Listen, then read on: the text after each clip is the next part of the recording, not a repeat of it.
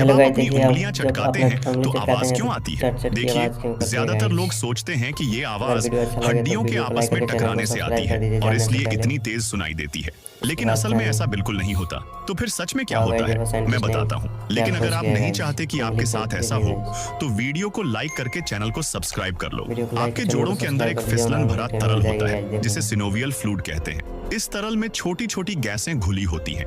जब आप उंगलियों को मोड़ते या खींचते हैं तो जोड़ों के अंदर दबाव बनता है वाह और गाइस, उससे देखो गैस इसमें के क्या होता है छोटे बुलबुले गाइस। बन जाते हैं। जब ये बुलबुले अचानक तरल टूटते कुछ या होती घुल है। जाते हैं तभी वही कड़क या चटक की आवाज पैदा होती है।